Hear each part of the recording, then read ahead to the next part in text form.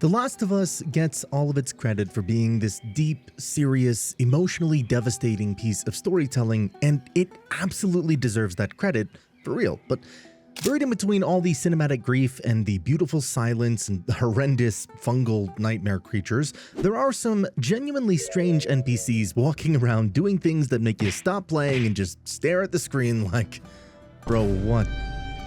What are you doing? What's happening? Why are you like this? We're gonna go through all of them, roast them a little, analyze them, and give them the respect they deserve, which is a complicated amount of respect. Robert. Alright, so we gotta start somewhere, and the cleanest place to start is with the man who, in terms of sheer compact, self-inflicted disaster, probably has the highest stupidity per minute ratio of anyone in the entire game. Robert. The arms dealer, the man who directed that Joel Miller, one of the most visibly dangerous smugglers in the entire Boston quarantine zone, was the right person to double-cross. Right. So here's the situation. Robert is a black market weapons dealer operating inside the QZ. He has an existing business relationship with Joel and Tess, who are also smugglers, visibly ruthless, and the kind of people that every other person in the QZ has decided to be very, very careful around. This relationship involves them doing deals, exchanging supplies, the whole underground economy thing that keeps these characters alive in a world where the government controls everything and resources are scarce. Standard apocalypse hustle. Respect the grind, I guess. Robert, for reasons that the game never fully explains, because the reasons are not the point, the sheer audacity is the point, decides to steal the weapons cache that Joel and Tess were expecting. Not just steal it though, he sells the cache to the Fireflies, and uses the money for something. What? Instructions unclear. Doesn't matter. The move is done and the weapons are gone. So then, because apparently one catastrophic decision wasn't enough for one afternoon, Robert decides that his best exit strategy when Joel and Tess come looking for him is to hire guys to take them out. He puts a hit on Joel. Walk him down, Miller. The man who we spend the entire rest of the game watching survive things that would instantly delete most people. And yeah, you don't mess with Tess either. So now Robert has stolen from them and tried to have them killed. Two separate enormous L's in quick succession. And he's not even been caught yet. The fandom response to Robert is almost universal. TV Trope's website lists "too dumb to live" right there in his character description. And yeah, this isn't fan commentary with attitude. The objective assessment of a man whose final scene involves him trying to negotiate with the people he just tried to whack, using the weapons he stole from them as a bargaining chip. He suggests that they should all just team up like the Avengers and kill the Fireflies to get the guns back. As though this is a reasonable offer. Bro was acting like the conversation had not already reached a very obvious endpoint several minutes ago. He didn't even come up with a new pitch. He showed up empty-handed and then pointed at the empty hands and said, "So, deal?" I do want to be fair to Robert here though, because the apocalypse does make people desperate, and desperate people do weird, albeit dumb, stuff. Sure, understood, but there's a spectrum of bad calls, and on one end you have things like "I trusted the wrong person" or "I underestimated the danger," and on the other end you have "I stole something from the most dangerous smuggler in QZ and hired assassins to clean up the evidence, and then tried to use the stolen goods as a peace offering when the assassins obviously got cooked."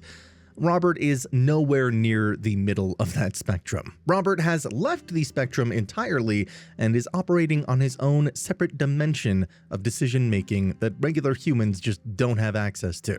The thing that gets me about Robert from a lore perspective is what his existence tells us about the economy of the Boston QZ. For Robert to be a functioning black market arms dealer, there has to be a market, right? There have to be enough regular transactions that Robert could build an entire operation around being the middleman for them, which means that the quarantine zone has a whole shadow economy running underneath the Fedra control system, the ration cards, maybe. And Robert was one of the main nodes of it. He was not like a small-time crook, he was infrastructure. Broken, self-destructive infrastructure that apparently had no self-preservation instinct whatsoever, but infrastructure nonetheless. The shadow economy needed him, but it didn't need him to make those specific choices.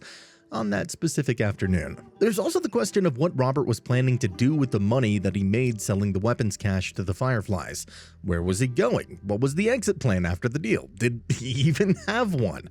The game strongly implies no, because Robert's the kind of person whose planning horizon extends to the moment of the transaction and not a second beyond it. He sold the weapons, he got the money, he presumably stood there for a moment, feeling real good about himself, and then remembered that Joel and Tess existed and were going to want an explanation, and his solution to that problem was to try to whack the people asking the question, rather than come up with an answer. Classic Robert move. Don't solve the problem, make the problem slightly larger, and hope for the best.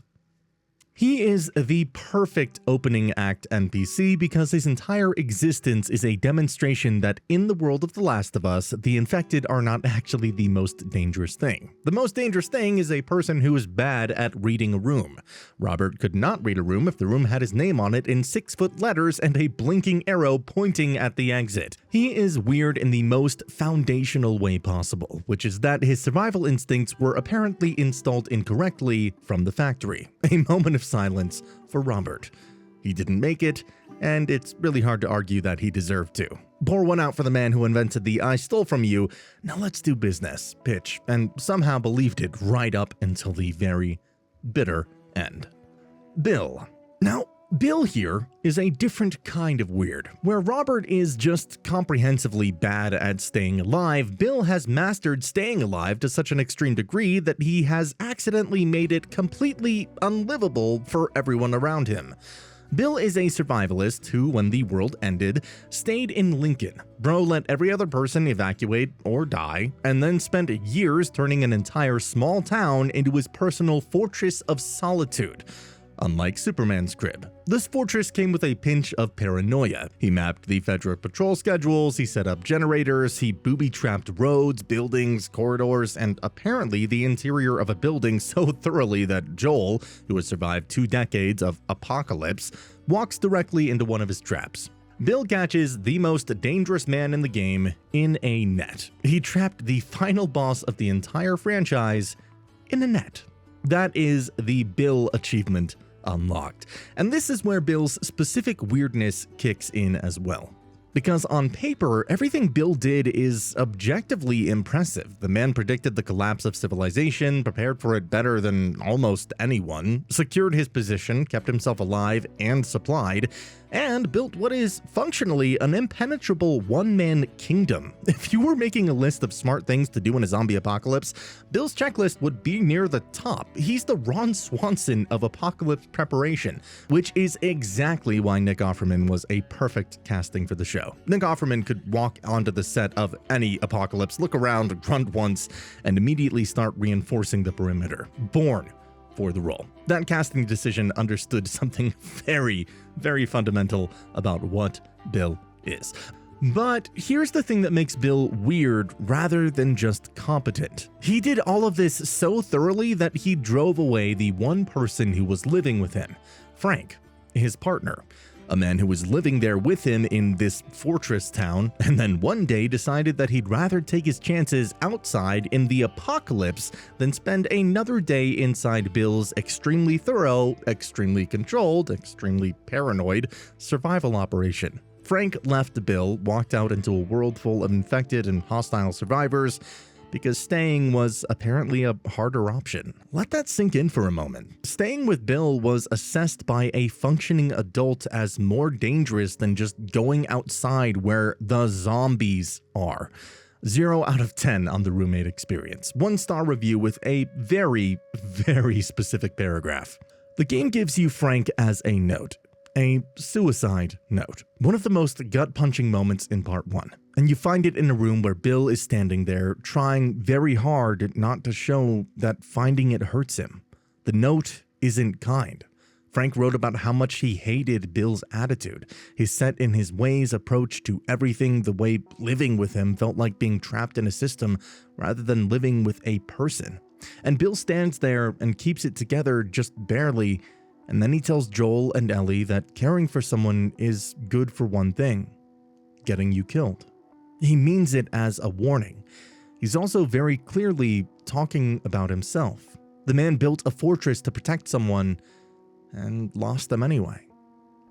Not a fortification problem, a conversation problem. You can't booby-trap your way out of needing to actually talk to the person you love. The perimeter might be perfect, but the interior needed work. The TV show expanded his story into one of the most celebrated episodes of the first season, an entire love story between Bill and Frank that showed you what the relationship looked like from the beginning. Nick Offerman won an Emmy for it, which is correct and deserved, and all of that retroactively makes the game version of Bill even more complicated, because in the game, you only get the ending. You get the note, the hanging body, and the man who built an entire town to protect the one person and still couldn't make them want to stay. The show gives you the beginning and middle too, and somehow knowing the full story makes that note hit harder, not easier. That is writing doing its job perfectly. Bill also shouts at Ellie for touching his comics. She gives him a very specific hand gesture in response. It's one of the funnier character interactions in the game that is mostly about hatred, and it captures something true about both of them in about 4 seconds. Bill is weird because he's the most prepared person in the apocalypse and the least prepared person for being in a relationship with another human being. He solved every external problem with maximum efficiency and then had absolutely no idea what to do with the internal ones. The combination of total external competence and total internal avoidance is the specific flavor of weirdness that makes Bill one of the most interesting NPCs in the franchise, and probably the saddest too. The man survived everything except the conversation he should have had years earlier. It's weird that he didn't even go out to look for Frank for like a few hours. There's also a detail about Bill that gets overlooked in the bigger emotional conversation. He helps Joel and Ellie even though he clearly doesn't want to. He grumbles the entire time. He points out every way that this is a bad idea. He complains about the truck, about Ellie, about the general principle of helping anyone with anything. And then he does it anyway, because Joel once did something for him that the game never fully specifies, but that Bill clearly hasn't forgotten. Loyalty is wearing the loudest possible disguise. Bill expresses care by doing the thing while aggressively yapping about how much he doesn't want to be doing said thing, which is a very specific emotional communication style that the apocalypse did not invent, but definitely did not improve. He's the person who will drive 4 hours to help you move and spend the entire drive telling you how much he hates driving. That is Bill. The world ending just gave him better material to work with. Tess. Tess gets overlooked in a lot of NPC discussions because she is positioned as a main character in the opening hours and then removed from the story before most players have even had time to form a full attachment. But Tess deserves her own section because what Tess does in the space of a few hours of game time is one of the most structurally strange sequences of decisions in the entire franchise. And the fandom has never fully stopped arguing about whether it was heroic, dumb, or both at the same time. So a quick recap. Tess is Joel's smuggling partner. She is clearly the more strategically minded of the two, the one who plans, knows the contracts, who reads situations with a slightly cooler head than Joel. Tess is professional. Tess is capable. Tess has survived 20 years of post-apocalypse by being sharp and careful and by not making unnecessary commitments. She's the one who makes the deals. She's the one who knows which doors to knock on and which doors to stay away from. In the language of the smuggling world they operate in, the brains of the operation is Tess, which is not a slight on Joel, but is an accurate description of how their relationship works. And then she makes the biggest unnecessary commitment in the game by agreeing to escort Ellie across the city. I mean, fine, deals are deals. That part tracks. They needed the guns. The thing that makes this weird, though, is revealed shortly after they get out of the QZ. Tess was bitten during the confrontation at the Capitol building. She's been bitten the entire time they've been running from Fedra. She is infected, she's going to turn, and her response to this information is to tell Joel to take Ellie and go, and to stay behind and hold off the Fedra soldiers. She sacrifices herself for a mission she just picked up. Not for Joel, Joel is clearly part of it, not for a cause she spent years committed to, for a job that started as weapons retrieval and became something larger in the space of one evening. Tess, the professional smuggler who has survived by not overcommitting, commits completely to something she's known about for maybe 3 hours and dies for it. The fandom interpretation of this moment tends towards the idea that Tess saw in Ellie's immunity something worth dying for in a way that her previous 20 years of work had not given her. She'd been surviving, but not living. Ellie represented the possibility that survival could mean something larger than just continuing. And Tess, who was already going to die, chose to spend those last minutes making that possibility more likely to reach its destination. Beautiful reading. It's also the reading of a person who made an enormous decision in approximately 3 hours of knowing the girl. Here's the specific weirdness though. Tess in the QZ and Tess in the Capital are almost different people, and the bite is the hinge between them. She went from carrying weapons to carrying hope in the time it takes to cross a city. Really strange, really human, and really moving amount of weirdness to pack into one NPC before the opening hours are done. The game doesn't give you time to mourn her properly, which is also very much on purpose. Joel and Ellie can't afford to stop, and neither can you. You just carry her forward with you without processing what just happened, which is itself a very Last of Us experience. The fandom has a lot of feelings that tend to surface in discussions of the TV show, where Anna Torv's performance gives her more room to breathe. In the game, Tess is a presence rather than a fully developed character, and there's a specific sadness in that because every scene she is in suggests someone with a lot more story than the game has time to tell. She's a fuse, she burns, and what she ignites is the whole rest of the story, not a small role even though it ends early. And the franchise never lets you forget that she was there. Henry. Henry is a great person. I want to say that right at the start because Henry is someone the fans have complicated feelings about. And I think that the complicated feelings are the point. Henry is a good person who did a bad thing and spent the entire time he was alive visibly crushed by the weight of it. And that's not the weird part. The weird part is the specific way in which his solution is both totally understandable and also, from a purely strategic standpoint, one of the most ill-conceived sets of decisions in either version of this story. So a quick recap, in the HBO show, Henry is hiding in Kansas City, which is controlled by a revolutionary group that overthrew Fedra. He's protecting his younger brother Sam, who has leukemia and needs medication. To get said medication, Henry gave up the location of the local resistance leader to Fedra. That leader was the brother of Kathleen, the woman who now runs the revolution that controls the city. Kathleen is not what you would call the forgiving type. She is specifically the hunting you down personally type, which is a very inconvenient type to have made an enemy of when you're stuck inside her city with a sick 8-year-old and no exit strategy. In the game, the setting is Pittsburgh, and the power structure is different, but Henry's core problem is identical, hiding from the people whose city he's stuck in with Sam and no clean way out. So now Henry is stuck inside a city full of hostiles, being hunted by a revolutionary movement led by the sister of a man he got killed, with a sick child and no obvious exit. And Henry's solution, the plan he pitches to Joel and Ellie within about 10 minutes of meeting them at gunpoint is, I know a way out through the tunnels, let's work together. That's the plan, team up with 2 strangers he just met at gunpoint and go through the sewers. He also apparently has been watching Joel and Ellie long enough to assess that they're capable, which means he watched 2 people fight their way through the city and decided, yeah, those are my people. I'm gonna point a gun at them and then immediately ask for a favor. Great networking strategy, Henry. This isn't LinkedIn, but sure. I can't stress this enough that Henry is a good person. He's genuinely trying to protect Sam. He made choices that he's not proud of to do it, and he's honest about that with Joel eventually, which is more than most people in the apocalypse manage.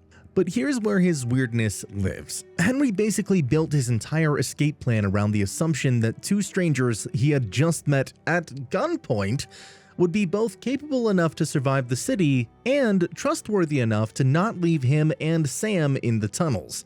No verification of either. Joel and Ellie could have been anybody. Henry just looked at Joel, decided this guy was good for it, and committed to the plan with a sick child's life on the line. Deep intuition or specular optimism, and the apocalypse, as always, makes you pay full price for both. Dude did leave Joel, though. I mean, it may seem practical or self-preservative, but what the hey, bro? The Henry and Sam section is one of the most beloved parts of the franchise. The actor who portrayed Sam, Najee Jester, who later voiced Miles Morales in the Spider-Man games, delivers one of the highlights of the whole run. The ending of the section is one of the most devastating sequences in either game. Sam gets bitten, doesn't tell Henry, doesn't tell Ellie, hides it, and wakes up turned the next morning. Henry makes the choice that no older sibling should ever have to make, and then makes his own choice. And Joel and Ellie have to carry that with them for the rest of their journey without processing it because Joel says that they should go, and that's what Joel always does. So they go. No pause, no grief, no time. Henry never learns from anything. That's the real aching thing about him. And I say this with full respect for the tragedy. Not trusting Joel because Joel was trustworthy in this situation, and it was the right call emotionally. The thing that stays with you is that Henry kept making decisions about who to trust based on feelings in situations where feelings are an extremely expensive luxury, and he never updated his approach. He trusted the wrong authority once. He trusted strangers. He trusted that surviving one night meant they would all get out. The apocalypse specifically punishes that kind of hope. Henry's the most painful demonstration of that in the whole first game. A good person running optimism as a survival strategy in a world that has a very specific and very consistent policy about optimism. And that policy is no. Hey chat, real quick before we move on, please subscribe to the channel if you haven't yet. We have a whole slate of videos just like this planned, and I don't want you to miss out on any of them. So subscribe, hit that bell, all that good stuff. Okay, we continue.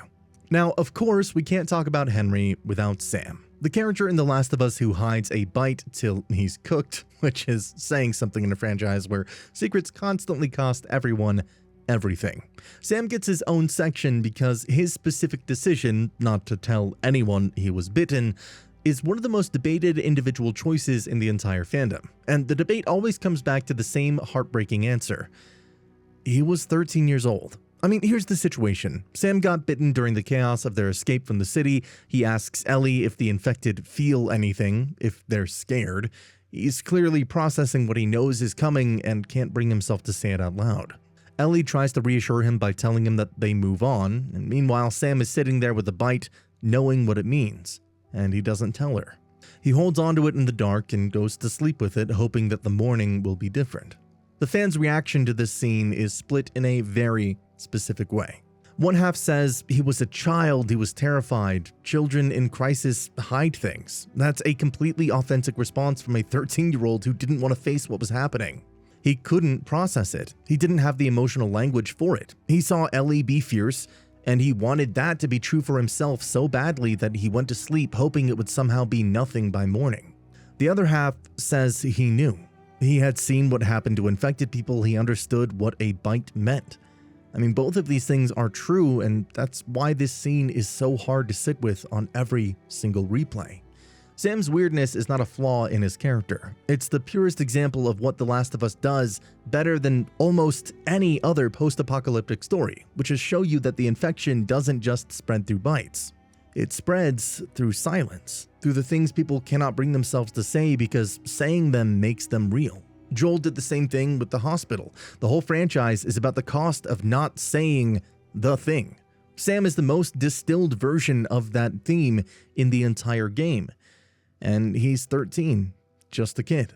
So you can't even be properly angry about it. You just have to sit with it and let it be as heavy as it actually is. In the HBO show, Sam is deaf with leukemia, which adds another layer that the fandom has discussed at length.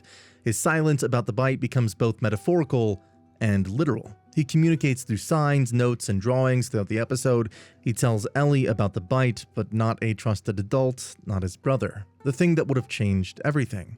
He doesn't put it on paper. It stays inside him, and then the morning comes, and Henry makes the unfortunate choice, and then makes his own final choice. And Ellie's left holding a friend who just died, and all of that grief with nowhere to put it, and no time to set it down.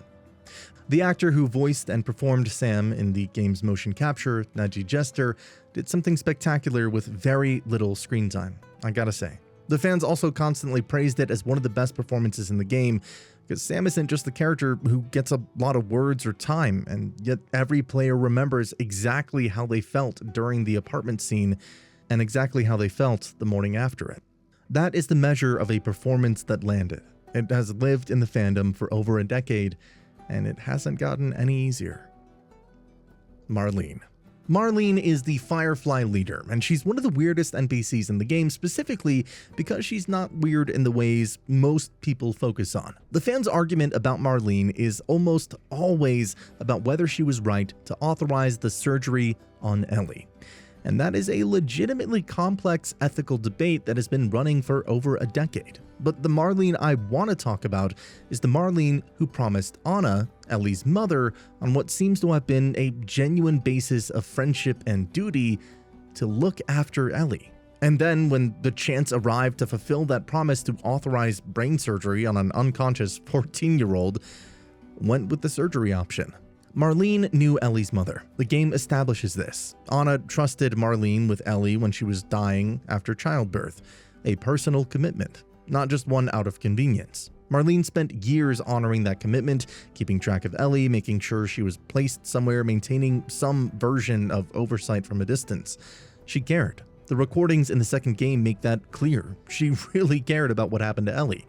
And then the same Ellie showed up as the immune girl, and Marlene made the calculation that the potential vaccine outweighed the individual's life, without asking Ellie, without telling anyone except her medical team and Joel. She ran the math on a promise to a dying friend and came out on the other side having scheduled the surgery, a level of compartmentalization that deserves its own case study. The weirdest part for me here is, why would you tell a complete stranger about the surgery plan? She did say that he deserves to know because he traveled across the country with her, but still doesn't justify that she was the supposed guardian, not Joel. Telling Joel was on the surface a weird decision, understandable by all accounts, but practically weird. So Marlene left recordings around that hospital. In those recordings, she sounds like a person who's not comfortable with what she's decided. She sounds like someone who made a choice and is trying to convince herself that it was the right one. She's not a villain who cheerfully scheduled a brain operation. She's a person carrying something very heavy and not handling it cleanly. She keeps saying she has no choice, and the more time she says it, the less it sounds like conviction, and the more it sounds like someone trying to drown out a voice that's telling her the opposite.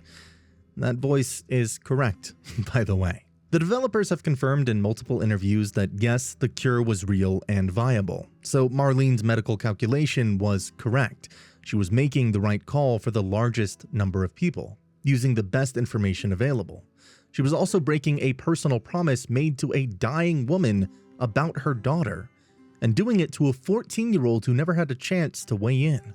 Both of those things are true. Marlene lived inside both of those truths simultaneously and kept walking forward anyway, which is either the most difficult kind of leadership or the most conveniently self-serving kind, depending on which day you ask the fans. Most days, it's both, because that's the most Last of Us outcome possible.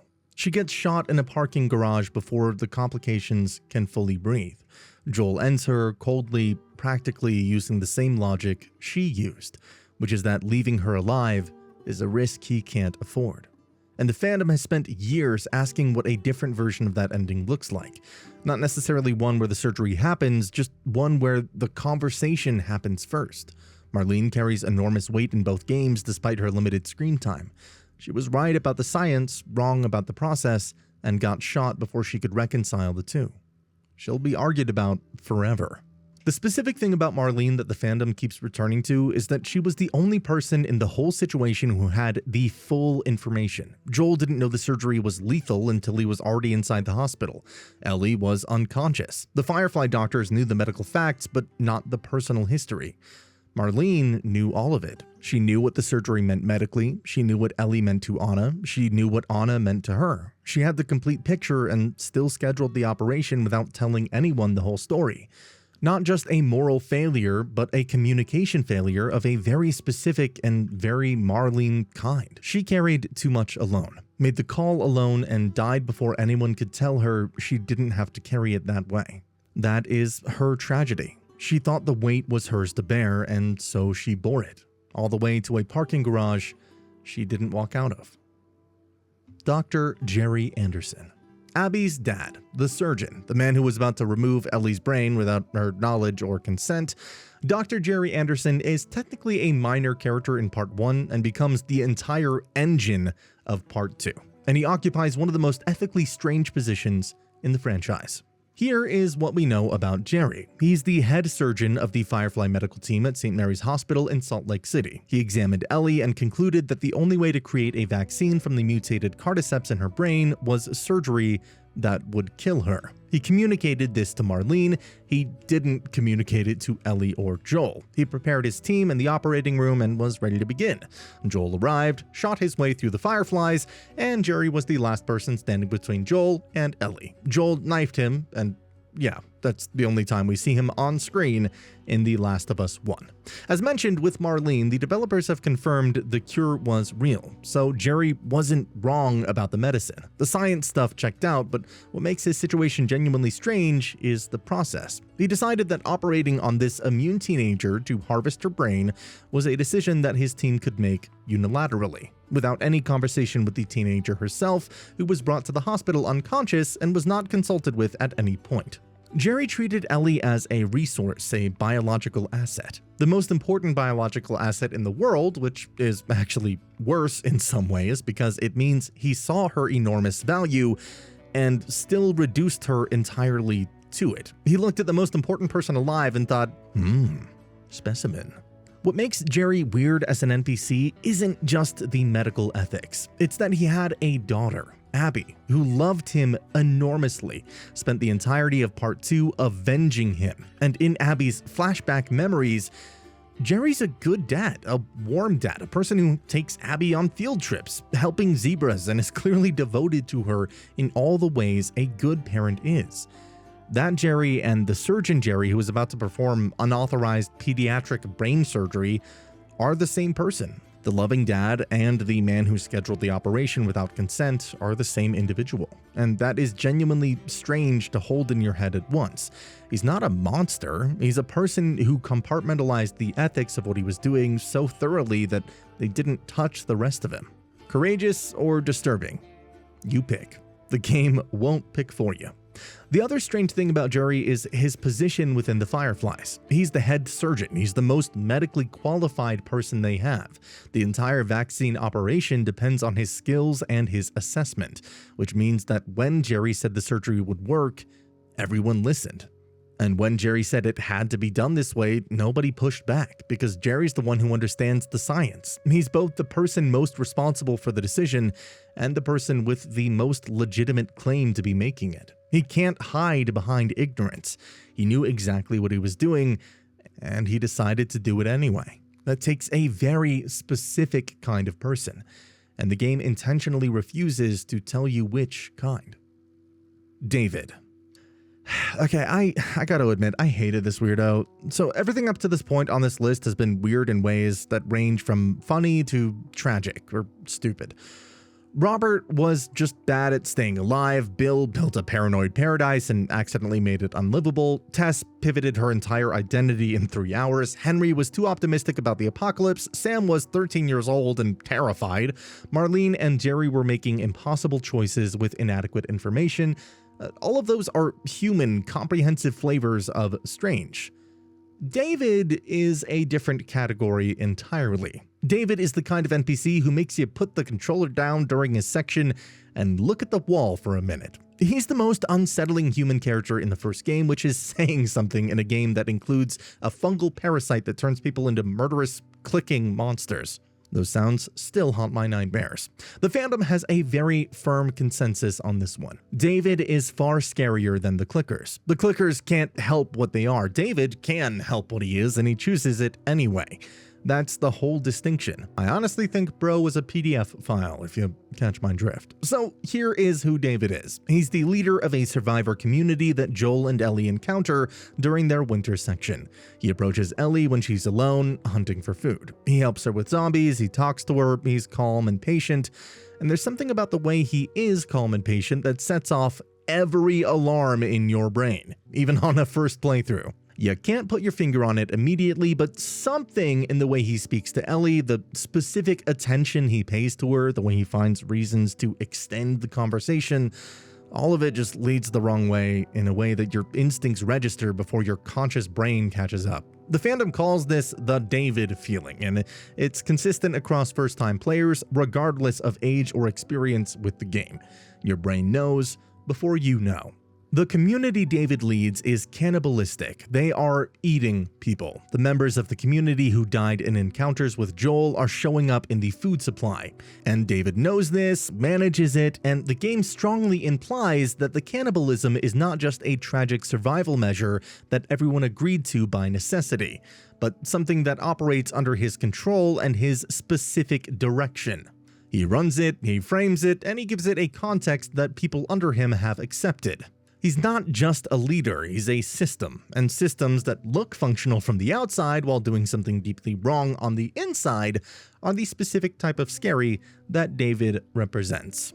What makes David specifically so weird, rather than just straightforwardly evil, is the recruitment pitch. He identifies that Ellie is capable and resilient and tries to convince her to join him. He tells her that they're similar. He sits across from her while she's locked in a cage, and he speaks to her in the voice of a patient mentor or groomer that sees potential in a student. And the whole time, the game is laying out exactly what his intentions are, in ways that are just barely ambiguous enough to keep you hoping that you're misreading it. You're not misreading it. But the game, holding that ambiguity even briefly, is what makes David more disturbing than a clear-cut villain would be. He is scariest when he sounds the most reasonable. In a genre full of people who announce that they're dangerous, David is the one who sounds like he's doing you a favor. The winter section is Ellie's section, and David is the reason it hits differently than anything else in the game. You're alone with this man, and you know something is wrong, and the game holds you in that discomfort for a very long time before it gives you the release. The fireplace, the cage, the restaurant, the final confrontation. One of the most acclaimed sequences in the franchise for a reason. And that reason is David, who's the weirdest and most specifically terrible NPC in The Last of Us Part 1 by a significant margin. He deserves every bit of what Ellie does to him. Ellie gets the last word, and the last word is violence, and it is correct. That is all I'm going to say on this platform. But just as a footnote, every David section of the game is winter. White, empty, cold, and still. The environment is the character in this case. Naughty Dog used the season itself as part of the tone for the David arc. The world feels drained of everything except survival and threat, and David is the most concentrated version of that feeling, wearing a human face and a reasonable tone of voice. That season ends when his section ends. That's not a coincidence. That is craft. The bloater. Look, I know what you're thinking. The bloater's not technically an NPC in the traditional sense because it can't speak, doesn't have dialogue, and its entire personality is just to destroy everything within a 15-foot radius, but the bloater is so conceptually weird, so genuinely baffling when you stop to think about what it actually is, that leaving it off this list would be wrong. It makes the list on biology alone. So here's what a bloater is. A bloater is what happens when someone gets infected with cordyceps and then just doesn't die. For years, possibly decades. The cordyceps keep growing, keeps spreading through their body, keeps developing, and the person who was once inside that body keeps functioning on a biological level even as the fungus covers more and more surface area. Gross. The bloater is the result of that process running for so long that the cordyceps has essentially become armor. It has grown so thick and so dense over the body that regular weapons barely scratch it. You need Molotov cocktails or shotgun rounds and considerable personal courage just to slow it down. The first time you fight one, you use every supply you have been saving and still feel like you nearly didn't make it. The first bloater encounter in the game is in Billstown. At the school, you've been managing runners and clickers up to this point, which are already terrifying in their own right. And then this thing walks in, and the entire tone of the encounter changes. It's not necessarily fast, but it is, and it does not need to be fast. It's a wall of fungal material that has been developing for what might be 20-something odd years, and it throws spore clusters like grenades, and if it gets its hands on you, the fight is essentially over. The game treats the encounter as a proper boss fight, and it is, because nothing before it has prepared you for something that big and that durable operating at that level of threat. Bill kinda helped here, gave us the shotgun and some backup, so nice. So what makes the bloater weird, rather than just scary, is the implication. Like Sam thought, that somewhere inside that thing is a person, or was a person. The game and the lore confirm that the infected retain their biological functions for an extended period as the cordyceps take over, operating the body even as the consciousness of the person inside disappears. The clicker stage is already deeply sad when you think about it too hard. The bloater stage is what happens when you think about it even harder and realize that the process has been running so long in this particular host that the fungus has used the body as a long-term construction project spanning potentially 2 decades. That was someone. They had a name. They had a whole life before the outbreak. And now they're being operated by a fungus as a biological weapons platform. Not a great career arc by any measure. The bloater is weird because it's the most extreme example of the game's central, horrifying idea. The cordyceps don't kill you immediately, it uses you, it operates you.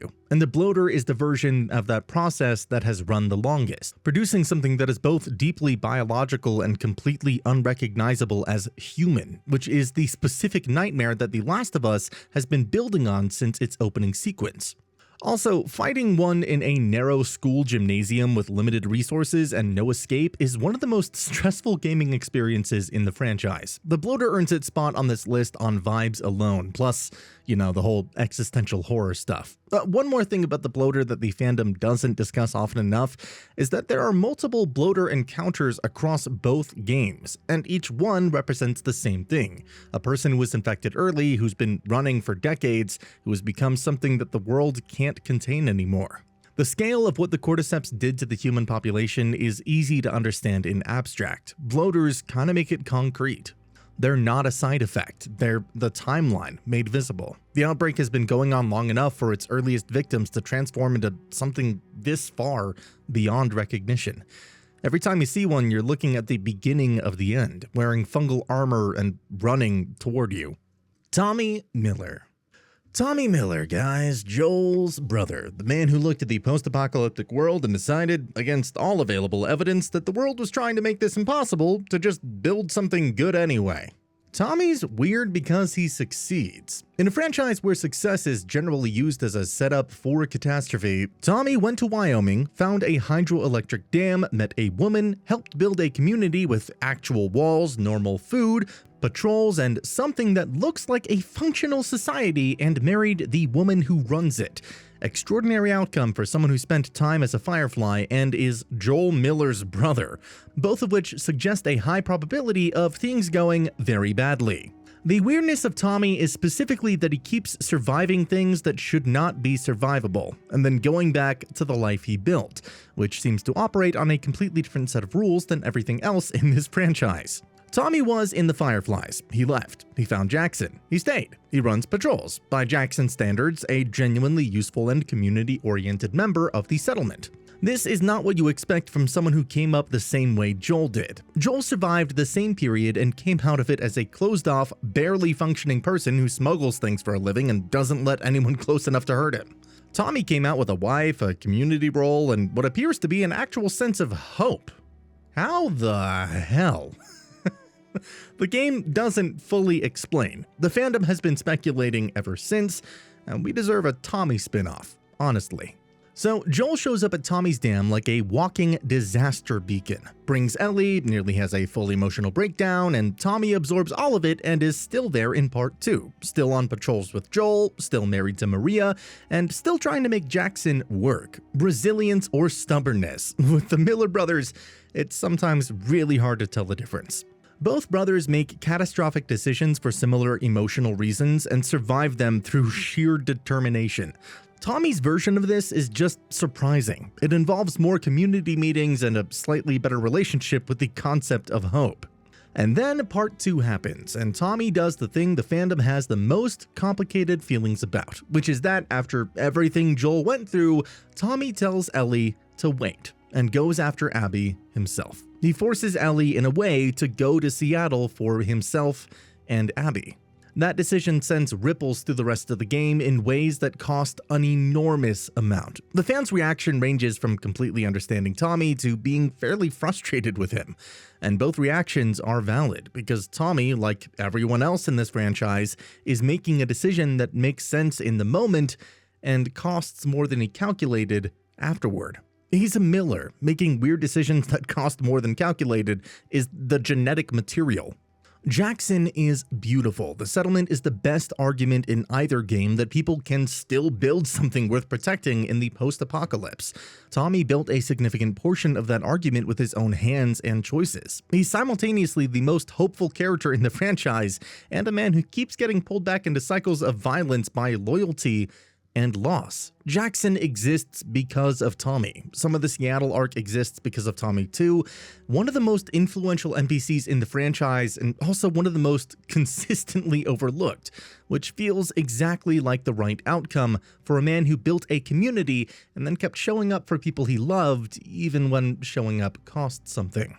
The Pittsburgh Hunters. The Pittsburgh Hunters are not one NPC. They are a collective, a citywide operation, and they've built a functioning post-apocalyptic economy based entirely on ambushing travelers. Not scavenging, not farming, not trade, just ambushing. That's just what they do. They lure survivors into the city with a staged distress signal, kill them, and take their stuff. This has been their model for long enough that it's clearly a growing concern by the time Joel and Ellie roll through it.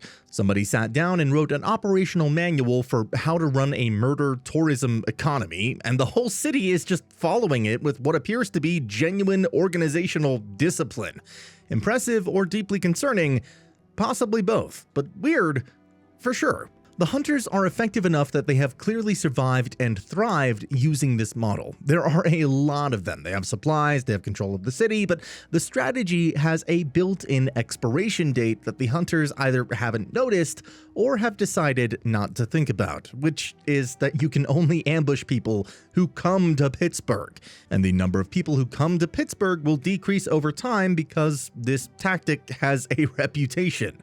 Joel knew before he rammed through it. The warning existed and was specific enough to be credible, which means the Hunters have been running this operation long enough that their own reputation is actively working against them, and they're still running the same operation anyway. At some point, you gotta pivot the business model. Maybe try farming, maybe try trade. Just a thought from someone who wants you to survive longer than this strategy allows.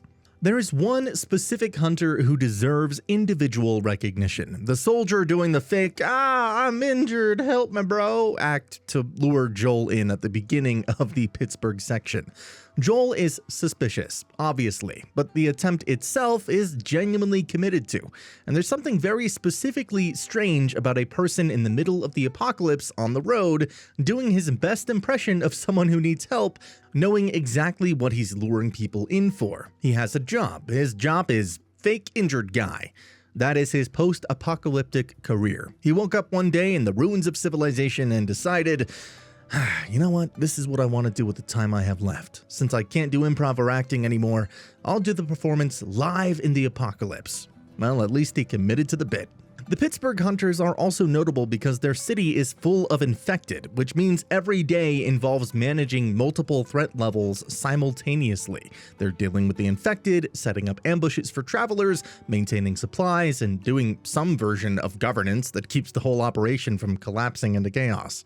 Complicated logistical challenge for a group whose core business is killing people. They are probably better at logistics than the fandom gives them credit for. They have also made a set of moral choices that the fandom has absolutely no interest in giving them credit for at all, which is fair. Context doesn't excuse the outcome. But the logistics are genuinely impressive, and fake injured guy is out there giving his Oscar-worthy performance every single day, and that deserves at least a footnote. The Firefly soldiers at St. Mary's. These guys, the Firefly soldiers at the hospital in Salt Lake City, who, when Joel comes to get Ellie out of that operating room, decide that the correct response to a very large, very armed, clearly motivated man is to stand between him and his destination in a hospital with limited cover against Joel Miller. Let me be fair, these soldiers are just doing their jobs. They believe in the mission. The Fireflies have been working toward a vaccine for 20 years, and this is the moment when it actually seems possible. They have orders, they have purpose. They didn't sign up to get shot in a hospital corridor by a man who's running on pure love and refusal. From their perspective, they're protecting the most important medical operation in history of the post-apocalyptic world. Every single one of them got up that morning believing they were doing something that mattered enormously. I understood why they stood their ground. I also understand that standing their ground was not going to produce a different result, no matter how committed they were to it. The weirdness is purely proportional. Joel comes through that hospital like a force of nature. He's not using cover very strategically, he's barely using tactics. He's moving in a direction and removing things from his path, and the soldiers keep getting in his path. One by one, floor by floor. The Fireflies at St. Mary's are a demonstration of what happens when institutional loyalty meets completely unjustifiable individual determination. We're never gonna win that encounter. No amount of military training prepares you for a man whose daughter figure is on an operating table. Not a tactical problem, a meteorological event. You don't stand in front of a hurricane with a tactical vest and a mission briefing and expect a different outcome. There's also something worth a shout out here. None of these soldiers have names in the game. You fight your way through them and none of them get an introduction. They're a force, not individuals. And the game uses that anonymity deliberately. It wants you to experience the hospital the way Joel experiences it, as an obstacle to be cleared, not as a building full of people with their own version of the story. Part 2 goes back and corrects that, and insists that they were people, that Abby knew some of them, that the hallways Joel walked through were full of individuals, not just resistance. Going back through the hospital in your head after playing Part 2 costs you something. That is deliberate, and I don't know, it's just the franchise doing exactly what it does best. The fan debate about the hospital soldiers tends to settle on this. They were in the wrong place at the wrong time, doing the right thing for reasons that are themselves debatable, depending on what your ethical framing of the whole situation is. They believed in the cure, they believed in the mission, and they ended up on the wrong side of the corridor when Joel arrived. There is genuine tragedy in that. These were people with hope. The hope that just happened to be located in the same room as the thing Joel was not gonna let anyone take from him. The Firefly soldiers at St. Mary's are the final statement of the game's central argument. In the world of The Last of Us, being right about the big picture does not protect you from what is coming down that hallway. Nothing does. And what's coming down that hallway is Joel Miller. The weird part can be noted as they know each nook and corner of that hospital. They're a militia for Pete's sake, and they still got gunned down by a hardened civilian dad. Conclusion. All right, chat, that is the list. 12 NPCs, 12 flavors of weird, ranging from genuinely too dumb to live, all the way to ethically complex and historically devastating and everything in between. The Last of Us is a franchise that is famous for its main characters, and it should be. Joel and Ellie are two of the best written characters in gaming history, and I won't argue with anyone who says that. But the side characters are where the world gets built. The Hunters tell you what society becomes without structure. Marlene and Jerry tell you what happens when ideology overrides conversation. David tells you what happens when charisma is deployed without any moral framework underneath it. Bill tells you what happens when you prepare for every external threat and none of the internal ones. Tess tells you what it looks like when a person who has given up on meaning finds it in the last few hours she has. Maria tells you what it looks like when someone just does the work consistently without recognition for years and years. I can keep yapping about The Last of Us, so I will just stop here. Check out the recent vid we dropped on the channel, guys, and drop a comment telling me which one you think is the actual weirdest NPC in the franchise. I have my answer, but I want to see yours. I got a feeling the fandom is going to be split into at least 6 different directions, and I'm here for every single one of them. Subscribe to the channel if you are not already, because we have a lot more of these coming. I'm not done with this franchise, not even close. And the next video might actually get me into some trouble with certain corners of the fandom. But worth it. I'll see you in the next one, and in the meanwhile, you can watch 3 hours of The Last of Us Facts to fall asleep to. I'll see you there.